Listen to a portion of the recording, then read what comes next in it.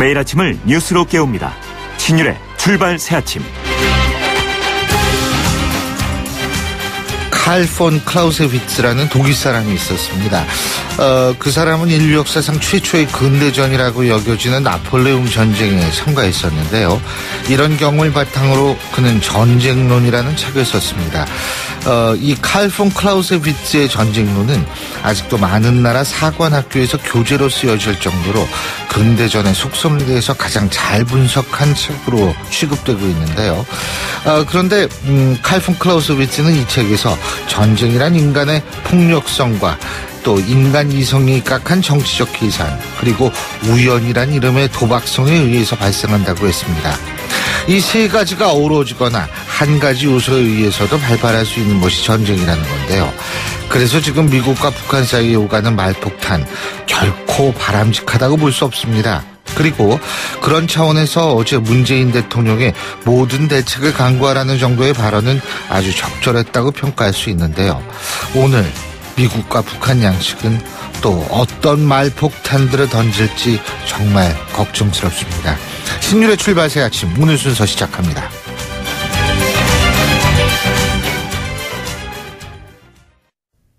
YTN 라디오 신율의 출발 새 아침. 예, 지금까지 들어온 뉴스 백병규 시사평론가와 함께 여러분께 간추려드리겠습니다. 어서 오십시오. 안녕하십니까. 예, 어제 트럼프 미국 대통령의 발언이 좀 없나 했더니 또 아주 상당한 수준의 발언을 했어요. 네, 오늘은 이제 어제죠. 그러니까 우리 시각으로는 오늘이고요. 네. 아무튼 이 트럼프 미 대통령이 또 이제 그 말폭탄을 터뜨렸습니다. 그래서 말씀하신 것처럼 사실 이제 어제 트럼프 미 대통령이 조용히 하루를 넘겼다가 오늘 뉴스에 좀 메인 이슈가 되겠구나 이렇게 생각을 했는데 역시 뭐 그냥 넘어가지는 않았습니다. 네, 트럼프 미 대통령 그 뉴저지주 자신의 그 골프 클럽에서 이제 그 기자들과 만나서 이런 이야기를 했습니다. 화염과 분노 경고가 충분하지 않았다. 이렇게 보인다. 그러면서 더욱 강경한 대응이 무엇인지를 북한이 알게 될 것이다. 이런 말을 했다고 하죠. 또 북한이 미국을 공격하려 한다면 상상하지 못한 일들이 일어날 것이다. 이렇게 얘기를 했고요. 그리고 이제 기자들이 그러면 대북 선제 타격도 불사하겠다는 것이냐? 이렇게 얘기를 하니까 트럼프 미 대통령 대놓고 말하지는 않겠다. 그러나 지켜보자. 이런 이야기를 했고요. 트럼프 미 대통령은 이 북한이 미국에 대해서 군사 행동을 하려 한다면 매우 긴장하는 게 좋을 것이다. 이제 이런 이야기를 했다고 하죠. 그래서 이 북미 간의 미북 간의 말폭탄의 수위가 한 단계 더 높아졌습니다. 이게 참 걱정인데 지금 괌의 B-1B 랜서라는 그 비행기 있지 않습니까? 죽음의 백조라는 그 비행기가 원래 6대가 항상 대기하고 있는데 그 숫자가 좀 늘었다는 보도가 어제 우리나라에서 있었는데 그 보도는 물론 확인이 좀 더 돼야 될 것 같습니다만. 그렇습니다. 그러면서 이제 미국 MBC가 이제 그런 보도를 했죠. 미군은 트럼프 대통령이 공격 명령을 내리게 되면 괌에 배치된 장거리 전략 폭격기 이 B-1B 랜서를 동원해서 수십 곳의 북한 미사일 기지를 이 선제 타격하는 내용의 구체적인 작전 계획을 마련하는 것을 알려졌다. 이렇게 보도를 했는데 이제 북한이 이른바 괌에 대해서 포위 사격을 하겠다. 그러니까 이제 이 미국에서는 이제 랜서기를 동원해서 북한 미사일 기지를 선제 타격하겠다. 이제 이런 내용이 나온 거죠. 근데 이 죽음의 백조라는 비행기가 진짜 거기에 6대가 아니라 12대가 많이 지금 배치가 되어 있다면 지금 상황이 상당히 좀 심각한 거는 사실인 것 같은데 물론 이제 12대가 지금 아직도 있는지도 확인이 돼야 될 것 같습니다만 어제 NSC 국가안전보장회의가 열리지 않았습니까? 우리나라. 그래서 북한에 추가적 도발을 하지 말 것을 촉구하고 긴장 해소와 평화 관리를 위해서 필요한 모든 조치를 강구해라. 이렇게 얘기를 했다고 하는데 지금 상황에서 우리는 이 정도 수준의 발언은 저는 맞는다고 봅니다. 네, 사실 좀 답답한 상황이죠. 뭐라고 이야기를 하기도 좀 곤란한 이런 아주 힘든 국면에 있는 게 아닌가 싶은데 이 국가안전보장회의 상임위원회 이 정의용 그 안보실장 주재로 오후 3시부터 2시간 동안 열렸고요. 원래 그 정례회의였다고 하죠.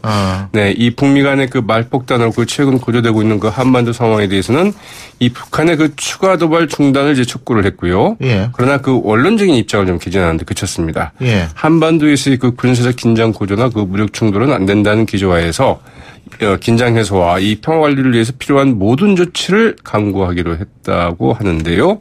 이 한반도 문제의 그 핵심 당사자인 우리 정부가 그 대화의 문을 열어두고 현재 그 긴장 상황 완화와 그 근본적 해소를 위해서 그 예기적인 노력도 그 같이 전개하기로 했다. 이런 입장입니다. 일단 긴장 완화 쪽에 방점을 찍고 이를 위해 필요한 모든 조치를 취하겠다는 것인데 사실 그 취할 수 있는 게 이제 얼마나 될 것인가 이게 문제죠. 그렇죠. 근데 지금 우리까지 막 강경 발언 쏟아내면 진짜 이 상황이 더 이상하게 꼬일 수 있으니까 약간 적절한 수준을 지키는 것이 굉장히 중요할 것 같다는 생각이 듭니다. 자, 이거 국내 문제인데 말이에요. 서울대 교수들이 그 박기영 과학기술혁신본부장인가요? 이 사람의 사퇴를 촉구하는 성명서 초안을 만들고 회람에 들어갔다고 얘기를 하는데 이 박기영 본부장은 사퇴하지 않겠다. 어제 분명히 그런 일 밝혔죠? 네, 그렇습니다. 그리고 어제 이제 그 문재인 대통령이 이 공과 과를 좀 같이 봐달라 이러면서 이 박기영 본부장을 일단 옹호하고 나섰죠. 네, 이 공과를 같이 봐달라는 그 문재인 대통령의 호소가 과연 박기영 과학기술혁신본부장을 구할 수 있을지 여부는 좀 더 지켜봐야 될 것 같습니다. 워낙 그 과학기술계 쪽에 그 여론이 좀 좋지 않다고 하죠. 이 서울대 그 자연대와 그 의대 교수 등을 중심으로 이 발기인 30여 명은 어제 이제 그 박 본부장의 그 사퇴를 촉구하는 성명서 초안을 만들어서 그 전체 서울대 교수 2천여 명에게 이제 이메일을 보냈다고 하죠. 다음 주 중에 이제 성명을 발표할 예정인데 여기에는 그 문재인 정부 그 국정기획자문위원이었던 그 호원경 의대 교수와 그 황우석 사태 당시 연구처장으로 그 진상조사에 참여했던 그 노정의 생명과학부 교수도 이제 그 포함이 됐다고 합니다. 문재인 대통령 어제 그 청와대 그 박수현 대변인을 통해서 이 박기영 본부장 인사 문제로 그 걱정을 끼쳐든 데 대해서 국민들에게 송구스럽다. 일단 이렇게 사과를 했고요. 그러면서도 이 노무현 정부 당시 그 한국의 그 과학기술 경쟁력을 그 높인 공도 있다는 점을 강조를 하면서 이 공과 과를 좀 함께 봐달라 이렇게 좀 요청을 했습니다. 박수현 대변인은 문재인 대통령이 이에 대한 그 과학기술계의 그 의견을 경청하겠다고 했다고 이제 그 전하면서 하루 이틀가량 경과를 지켜보게 될 것이라고 말했습니다. 이번 주가 이제 고비가 될 것 같죠? 박기영 과학기술혁신본부장 말씀하신 것처럼 어제 그 과학계 인사들과 함께 한 그 정책 간담회 자리에서 이제 그 황우석 박사 사태에 대해서는 입이 10개라도 할 말이 없다. 그러나 일할 기회를 주길 간청드린다. 이러면서 사퇴하지 않겠다는 입장을 좀 분명히 했습니다. 자, 국민의당 전당대회 본격 레이스가 시작이 됐는데 어제 안철수 전 대표하고 정동영 의원이 당대표 후보 등록을 했죠? 네. 예? 천정배 전 대표는 이제 오늘 이제 후보 등록을 할 예정이라고 하고요. 예. 그동안 그 출마를 검토했던 그 김한길 전 새정치민주연합 대표의 경우에는 이번 전대회는 그 출마하지 않기로 했다고 하죠. 예. 그 대신에 그 최고위원으로 안철수 전 대표와 그 러닝메이트로 나오지 않을까 이렇게 예상이 됐던 그 이원주 원내수석 부대표 역시 오늘 그 당대표 출마를 좀 선언할 것을 이렇게 좀 알려줬다고 하네요. 그래요? 네. 예. 그 최고위원이 아니라 그 당대표로 이제 출마를 하겠다. 이런 입장이라고 하고요. 안철수 전 대표는 그 후보 등록과 함께 바로 그 광주로 내려갔습니다. 호남 당심 잡기 나섰는데, 호남 당원이 그 60% 전체 당원의 60% 이상 정도 된다고 하죠. 안철수 전 대표는 그 합리적인 그 중도개혁 정당을 그 언급하면서 이는 이 김대중 전 대통령께서 1997년 IMF 사태를 그 3년 만에 극복했던 그 노선과 다르지 않다. 이러면서 그 김대중 노선을 이야기했는데요. 내년 지방선거에서 그 최소 그 30%의 그 정치 신인들에게 문호를 개방하겠다 이렇게 약속을 했습니다. 예, 잘 알겠습니다. 네. 오늘 말씀 여기까지 듣겠습니다. 고맙습니다. 네, 고맙습니다. 예, 지금까지 박병규 시사평론가였습니다.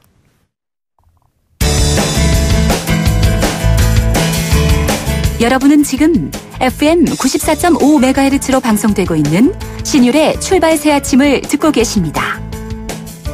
의견 주실 분은 짧은 문자 50원, 긴 문자 100원의 이용료가 드는 휴대전화 문자메시지 우물정 0945번으로 의견 남기실 수 있습니다.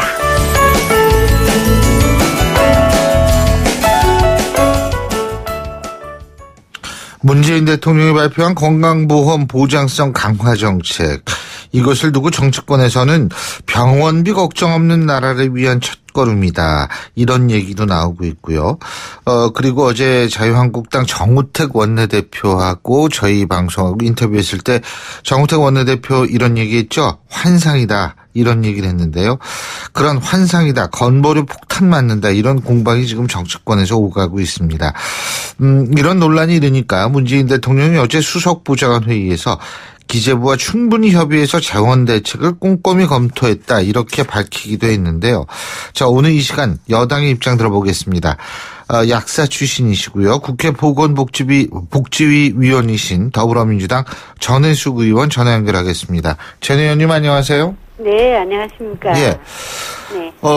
이 전혜숙 의원께서는 대선 당시에 네. 문재인 후보의 보건복지 특보 단장을 맡으셨었죠. 네. 그죠? 네. 그래서 이제 문재인 대통령이 이 언급한 이 건강보험 개선 문제, 이런 부분에 대해서도 아주 잘 알고 계시겠네요. 네. 그렇습니다. 예. 네. 예, 말씀하시죠. 사실 지난 정권에서도 예. 이런 의료 보장성을 높여야 된다는 목소리들은 다들 했었거든요.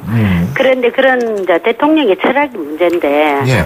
사실 박근혜 정부에서는 이제 4대 중증 질환에 대해서만 80%를 했습니다. 그런데 아시다시피 문재인 대통령께서 말씀하신 것처럼 빈곤층으로 떨어지는 가장 큰 이유가 첫째는 직장을 잃는 것이고 그 다음이 의료비 폭탄이거든요. 그렇죠. 예. 네, 그래서 우리나라에서도 이 의료비로 인해서 연간 500만 원 이상을 지출하는 국민이 46만 명에 달하고 있습니다. 네.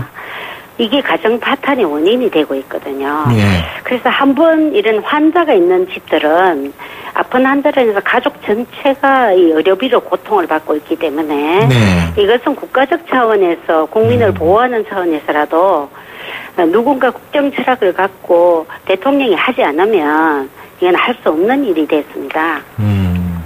그래서 저희 여당에서도 늘 이 부분을 이야기했지만 이번 대통령께서 그런 철학으로 네. 이 세금보다 더 무서운 것이 의료비 폭탄이거든요. 그래서 이것이 원인이 된 그게 뭐냐면 이 비급여 치료이거든요. 네. 그게 3,800여 개가 건강보험 적용을 받지 않았기 때문에 예. 국민들이 자기도 알 수 없는 예. 그런 진료를 해서 가정병원으로 가는 걸 막아주자는 뜻입니다. 예, 알겠습니다. 그리고 예. 이게 사실은 정리해 주세요. 예. 네네네. 예, 이게 1989년 국민건강보험제도가 도입된 이후에 30년 만에 대개혁이거든요. 예, 그래서 저는 이거는 이번 문 대통령께서 아픈데도 돈이 없어서 치료 못 받는 사람 없도록 하겠다고 했는데 이 특징이 저소득층인 의료급여 대상자와 노인, 아동, 여성 등의 취약계층이 병원비를 적게 내게 하는데 더 방점이 있다 하는 말씀드리겠습니다. 예. 그 부분에 대해서는 아마 제가 볼 땐 대한민국 국민의 아마 99%가 다 공감할 거예요. 그렇죠. 예? 그죠? 예. 근데 이제 문제는 뭐냐 하면 재정 부분일 수밖에 없는데요. 네. 예? 문재인 대통령을 비롯해서 이제 정부 여당은 이 보험 보장 범위가 획기적으로 늘어나도 건강보험료 인상폭은 지난 10년간의 평균 인상률보다 더 올라가지 않을 것이다. 이런 얘기인데요. 야당에서는 보험료 세금 폭탄 없이는 불가능하다고 얘기를 하고 이런 얘기 나오고 있죠. 네. 아니, 그렇다면은 전 정권은 뭐 일에 탐안해가지고 이걸 안 했느냐, 돈은 있는데 이런 얘기가 나오거든요. 네. 어떻게 보세요? 일에 태만해서 안 냈느냐가 아니고 국정 철학 자체가 국민들이 이 빈곤으로 가는 것을 얼마나 적극적으로 막으려고 했느냐 안 했느냐의 차이라고 저는 그렇게 봅니다. 그러니까 전 정권들은 국민들이 빈곤으로 가는 데 대해서 관심이 없었다. 그렇죠. 저희 야당에서도 계속 이 비급여를 급여화시키고 해야 된다는 주장을 했지만 예. 정부가 계속 반대를 해왔었거든요. 예. 그래서 이제 간병비 때문에 난리가 났는데 간병 시스템을 이제 겨우 이제 시동을 걸어온 그런 상황이거든요. 예. 그것도 이제 현실적으로 문제가 많이 됐습니다만은 제가 이번에 그 법안을 하나 낸 게 있었습니다. 지금 전문가들도 이야기했지만 건강보험 우리 지금 건보 적립금이 20조를 쌓아두었거든요. 그래서 제가 그걸 20조 지금 현재 쌓아둘 필요가 없다 해서 제가 법안을 내서 50%의 적립금을 한 것을 25%를 낮추자. 10조는 이 건강보장을 위해서 써야 된다라고 제가 법안을 냈었습니다. 예. 그것을 전문가들도 이번에 뭐라고 평가했냐면 이것은 건보 적립금을 지금이라도 비급여와의 전쟁에 나선 게 다행이다. 비급여를 급여화하면 정부가 지출 내역을 모니터링 할 수 있어서 오히려 국민 부담이 줄 수 있다라고 전문가들이 이야기를 하고 비급여를 있습니다. 줄이는 것이, 그렇죠. 없애는 것이. 근데 그 전문가는 어떤 분들이에요? 보건복지 전문가들입니다. 교수들이죠. 보건복지 예. 분야의 예. 전문가들이라는 게 교수들이 이제 그렇다. 예. 근데 그렇다면은 이 적립금은 그동안 왜 있었던 게 이게 필요가 없는 거라면? 네, 적립금은 사실은 이건 이제 우리가 옛날에 건강보험 재정이 이게 시스템이 제대로 가동되지 않았을 때 펑크가 나는 것을 막기 위해서 50%를 했어요. 예. 그런데 지금 현재 이것을 그렇게까지 갖고 있어야 될 이유가 없어진 상황이 됐습니다. 그럼 펑크가 날 위험이 없다고 보시는 거예요? 그렇죠. 이게 45일간 할 수 있는 10조 정도만 하면 현재는 충분하거든요. 그래서 그 근데 10조를 현재는 갖다가 그런데 앞으로도 앞으로도 그렇죠. 이제 시스템이 잘 돼 있기 때문에 10조 정도를 갖고 있는 것이 적당하다는 거죠. 지나치게 그걸 많이 쌓아두면서 실제 보장성을 낮출 필요는 없다는 거죠. 근데 그럼에도 불구하고 왜 조만간에 건보 재정이 적자가 된다라는 보도, 그 보도는 틀린 건가요, 그러면? 그거는 여러 가지 보는 관점에 따라 틀립니다. 그거는 이제 미래를 추산해가지고 노인 인구가 많아지고 미래에 젊은이들이 적어진다 이런 것까지 다 추산해서 하는 이야기지 현재 사정에서 지금 하는 이야기는 아니고요. 만약에 지금 말씀하신 대로 우리가 걱정을 한다면 사실 외국 같은 데는 건보료는 오히려 선진국에서는 조금 더 내고 보장성은 80%까지 확대를 하고 있지 않습니까? 근데 우리나라 같은 경우에는 오히려 가게가 부담하는 의료비는 더 많아지고 예. 실제 정부가 이렇게 보장해주는 보장률은 63% 정도밖에 안 되고 제가 있어요. 이게 이해가 안 되는 게요. 네. 죄송하지만은 그 적립금 문제로 지금 언론에 보도된 바에 따르면 기획재정부는 건보 적립금이 6년 후에 바닥이 난다. 예? 이렇게 분석을 했다는 겁니다. 이게 조선일보에 어제 보도된 거거든요. 예. 근데 그 전에 이분들이 건보 재정에 대해서 그렇게 분석한 바도 있습니다. 그건 뭐예요, 그러면은? 그거는 분석에 미래에 예상되는 가상을 이야기한 거죠. 근데 그게 지금 예. 현재 우리 정부에서 이야기하는 거하고는 또 다른 관점에서 보셔야 되고요.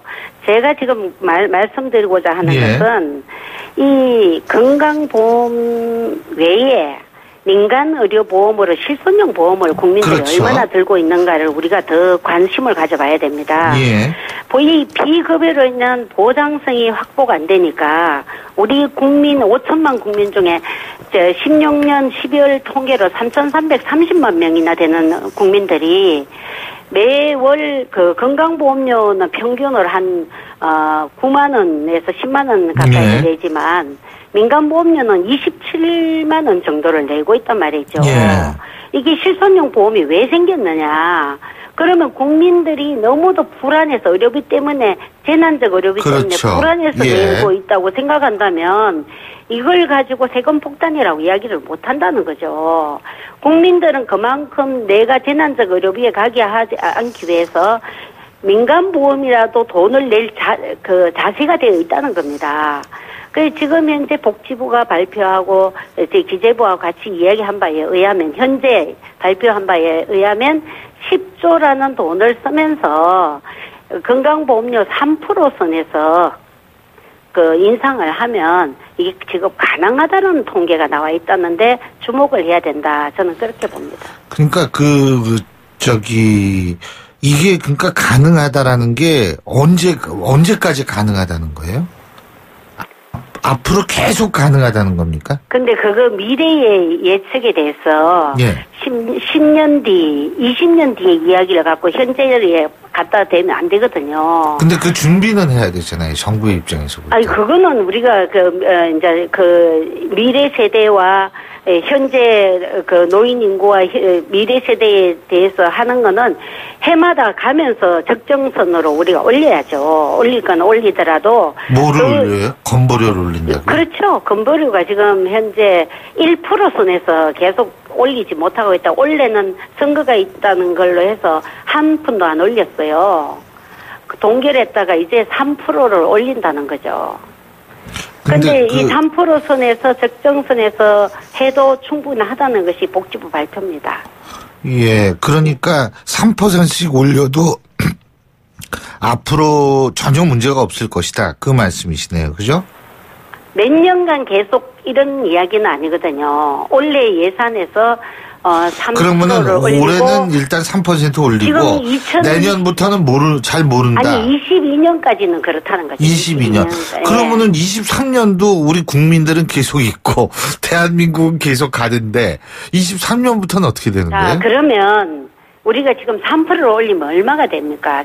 평균 9만 원에서 3%를 올리면요. 예. 그리고 이게 지금 부가 체계가 바뀌면서 소득이 많은 사람 많이 내고 예. 소득이 적은 사람 적게 내게 돼 있습니다. 예. 그런 그렇죠. 상황에서 본다면 우리가 3% 내지 만약에 4% 5%를 올린다 해도 민간보험료 28만 원 정도 들어간 데 비하면 그거는 굉장히 적은 거죠. 맞아요. 저도 예, 지금 이게 들어가면 실손형 민간보험은 굉장히 부담을 폐기하거나 부담을 낮추는 이런 맞습니다. 상황이 발생하기 때문에 우리가 돈이 많은 사람 많이 내고 적게 난 사람 내면서 이 실제적으로 우리가 재난적 의료비가 생겨서 빈곤으로 추락하는 것을 막는다고 대등제를 한다면 10년 뒤에 우리가 이런 일이 있을 것이라는 예상만으로 이것을 반대해서는 안 된다는 거죠.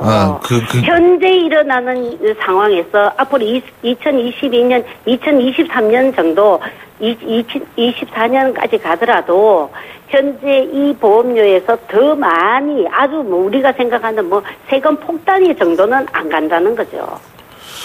왜 그러냐 하면 이게 이제 비보험이라는 게 우리 보험 안으로 들어오게 되면 비보험이 아니라 비급여 말씀하시는군요. 그렇죠. 비급여가 급여 안에 들어오게 되면 정부가 이것을 전체 진료 심사 시스템 안에 들어서 허위 부당 청구를 방지할 수 있고요.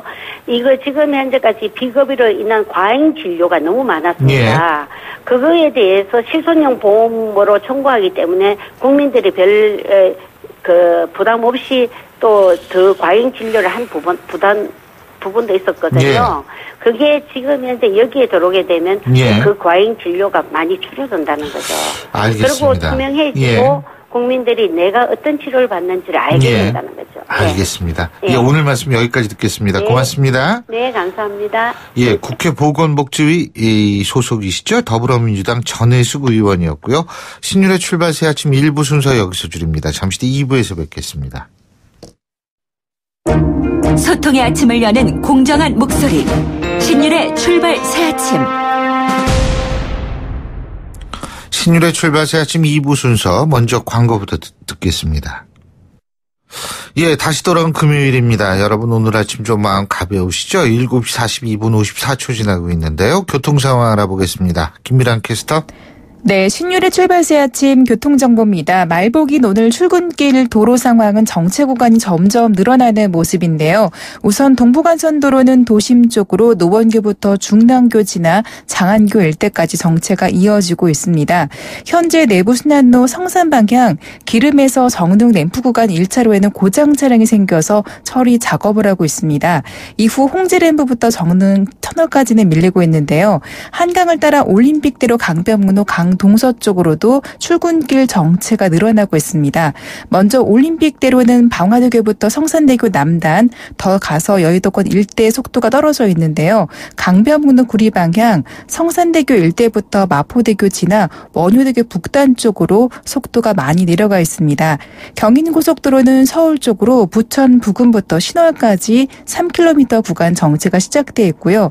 반대 인천 쪽도 부평 부근부터 서인천까지 4km 구간 정체가 늘고 있습니다. 그 밖에 제2 경인고속도로는 안양 쪽으로 문학부터 서창 분기점 사이 5km 정도 밀리고 있습니다. 신일의 출발 새 아침 교통정보였습니다. YTN 라디오 신율의 출발 새 아침. 더불어민주당 김진표 의원이 어제 종교인 소득에 대한 과세를 2년 늦추는 법안을 대표 발의했는데요. 내년 1월부터 시행하기로 됐던 이 종교인 과세 문제를 두고 또 찬반 논의에 불이 붙으면서 이 좀 비난 여론이 거세지니까 이 법안 발의를 했던 그 민주당 의원 3명이 발의를 철회하는 상황까지 벌어졌다고 합니다. 이 몇 년째 보류되고 있는 종교인 과세 문제 관련해서 이 경실련 재정세제위원장을 맡고 계시죠. 서울시립대 세무학과 박훈 교수 연결해서 자세한 입장 들어보겠습니다. 박 교수님 안녕하세요. 네, 안녕하세요. 예, 지금 김진표 의원이 종교인 과세 2년 유예 법안을 발의했는데 어떻게 보십니까? 지금 현재 2년을 유예해서 시행하기로 2018년부터 한 것인데요. 예. 그걸 또 유예한다라고 하는 거는 결국 제가 봤을 때는 시행을 안 한 것 같은 그 의견이라고 생각이 듭니다. 그래서 지금은 유예 문제가 아니고 시행 안 하겠다는 입장을 밝힌 거 아니냐라고 해석할 수 있을 것 같습니다. 예. 근데요. 지금 김진표 의원은 이런 얘기를 하고 있거든요. 뭐냐면 이 종교인 과세를 처음 시행하는 정부 당국은 종교인 수익 구조와 비용 인정 범위 등 상세한 과세 기준을 준비해야 되는데 이게 아직 준비가 안 되고 있다. 예? 그래서 이게 조세 마찰이 일어날 수 있기 때문에 조세 마찰을 최소화할 수 있는 바로 그런 이유 때문에 지금 2년 유예를 주장하고 있는 것 같은데 이 부분은 어떻게 보십니까? 네, 기본적으로 종교인 과세 부분의 일부 종교단체는 이미 시행을 하고 있고요. 그거는 본인이 자발적으로 하는 거죠? 네, 자발적으로 하는 겁니다. 예. 그런데 지금 말씀하신 대로 안 했던 것을 하는 어떤 그 종교단체의 행정적 부담은 클 거라고 생각이 듭니다. 예. 그래서 그 행정적 부담을 위해서 2년 동안 기간의 유예를 둔 거고요. 예. 그리고 그 시행상 하면서 논란이 됐던 부분은 과세 행정에서 명확한 그 절차에서 해소가 일부 된다고 보기 때문에요. 그래서 어떤 시행상의 행정적인 부담이나 그리고 시행했을 때 나타날 수 있는 어떤 돈의 흐름에 대해서 이 돈의 의미에 관련 해석에 다툰 부분은 시행하면서 조금씩 보완할 수도 있는 것이어서 그것만으로 또 2년 연기하는 거는 적절치 않다라고 생각이 듭니다. 그렇군요. 근데 또 한 가지 이게 참, 이 김진표 의원이 대표 발의는 했지만, 이 종교인과세 2년 유예 법안에 동참한 의원이 28명인데, 된대거든요. 네, 근데 이게 좀 됐다라고 예? 초대 말씀드린 거 들었습니다. 예. 근데 비난 여론이 거세지니까 법안 발의한 지 하루 만에 민주당 의원 3명이 철회를 했어요. 예? 이거는 어떻게 보세요? 실은 종교인 과세 문제는 1968년부터 논의가 됐던 건데요. 1968년이요? 네, 국세청이 66년에 만들어졌거든요. 그래서 저도 종교를 갖고 있습니다만 굉장히 민감한 부분입니다. 예. 그래서 시행 안 했던 걸 시행하려면 그 해당 당사자의 설득 자금은 전제적으로 필요한 건데요. 예. 다만 이제 그 경실련에서도 이야기하는 부분이 소득이 있다면 과세는 원칙의 문제다. 예. 그래서 그 과정에서 종교단체를 마치 어떤 탈법화하고 탈세하는 단체로 보기 위해서 이해한 게 아니기 때문에 이런 논의가 이제 종교단체 이미 자발적으로 하는 경우라든가 이미 그걸 수긍하고 있는 종교단체의 어떤 오히려 자존심을 또 건드는 부분일 수 있어서 그래서 이제 굉장히 민감한 부분이긴 하지만 지금 말했던 대로 지금 이미 시행하기로 했기 때문에 이 과정에서 이제 뭐 국회의원들도 여러 의견을 듣는 과정에서 입장을 정리가 좀 다 바뀌는 것도 있다고 생각이 듭니다. 근데 교수님 종교인 과세라면 네. 예를 들면 종교인 분들이 이 월급에 대해서 과세하는 거죠, 그죠? 그렇죠. 이제 근데 다만 종교인들께서 여기 이제 법령상으로는 종교 관련 종사자라고 표현을 쓰고 있거든요. 예. 이게 월급이라고 하는 일반 근로자와 받는 거 좀 다르다라고 이제 그 부분도 존중할 부분이 있긴 했는데요. 그래서 어쨌든 그 월급이라고 통상 생각하는 거기에 대해 세금 내는 겁니다. 제가 왜 그걸 여쭤보냐면 네. 뭐 일부 종교인들은 월급 나는 안 받는다 이러고서 예 네. 예를 들면은 뭐 강연료를 받는다든지 대신에 예? 네. 뭐 다른 종류의 이름으로 돈을 받는 경우가 있거든요. 네. 난 월급은 한 푼도 안 받았다. 예를 들면 이런 식으로 나가면 과세 됩니까 이거? 그 경우도 과세될 가능성이 없습니다. 뭐냐면 예. 일단 돈이 나간다면 거기에 일부를 세금을 내는 거거든요. 소득세라는 이름으로요. 예. 그래서 뭐 종교인뿐만 아니라 개인의 경우도 이름을 어떻게 개인이 달든 간에 그 성격이 어떤 거를 이제 과세관청 등의 입장에 봐서 소득에 대해서 돈이 흐르는데 거기에 그렇다면 누군가나 이름 달리 붙여가지고 피해갈 수 있지 않겠습니까? 그렇죠. 네, 그래서 그래서 이름을 그래서 월급이라고 꼭 그 명칭 않더라도 그런 성격으로 보인다면 과세될 수 충분히 있습니다. 예. 자, 그렇다면 종교인 과세가 된다라고 가정한다면 세금이 어느 정도, 그 세수가 어느 정도 늘어날까요? 네. 2015년 12월에 이제 관련법이 지금 이제 유예됐던 그 법이 당시 뭐 연 100억 정도를 정부가 예상을 하고 있습니다. 예. 다만 이제 우리가 숫자를 볼 때 합쳐서 이제 모든 사람이 100억 정도로 얘기하는데요. 예. 이게 이제 종교인의 경우도 소득이 적은 경우에는 다른 일반 근로자와 마찬가지로 국가가 최고 230만 원까지 연 돈을 주는 경우도 있습니다. 그래서 뭐 더 받는 것과 더 줘야 될 것까지 다 합쳐서 아마 연간 세수 한 100억 정도를 추정을 하고 있습니다. 세수가 100억이요? 네네. 근데 생각보다 적네요. 종교인들이 굉장히 많을 텐데, 그죠? 지금 말씀하신 대로 그 당시 한 4만 6천 명 정도가 대상이 된다고 보고 있었는데요. 예. 근데 이제 종교인의 경우라도 아주 우리가 그냥 미루 언론에서 돈을 많이 받을 거란 그럴 수도 있지만 그렇지 못한 건도 종교인 그냥 진짜로 종교에 종사하는 분들이 계시기 때문에 세수 문제는 아닙니다.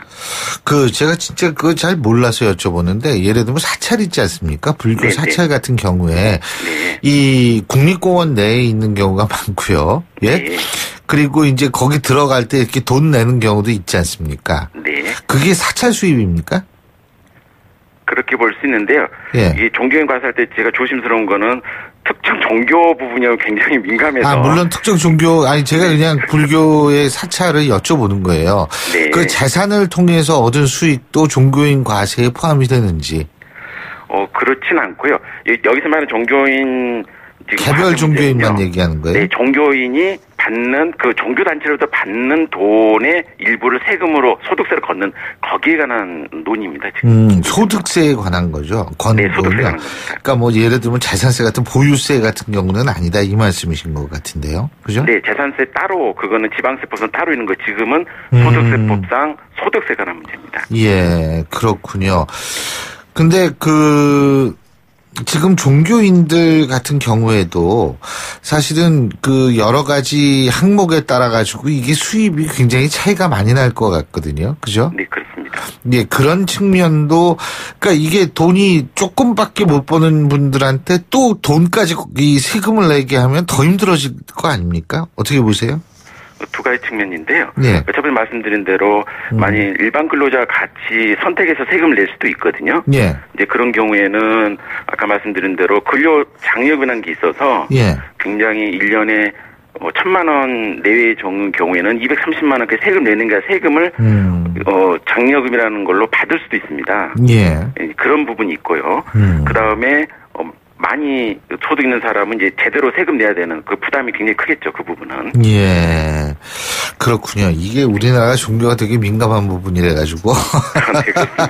예. 근데 어쨌든 납세 문제는 이미 얘기가 나온 거니까 한번 잘 지켜볼 필요가 있겠네요. 오늘 말씀 여기까지 듣겠습니다. 고맙습니다. 네, 감사합니다. 예, 지금까지 경칠련 재정세제위원장을 맡고 계시죠. 서울시립대학교 박훈 교수였습니다. 신율의 출발새 아침 2부 순서 여기서 줄이고요. 전 8시 10분 3부에서 뵙겠습니다.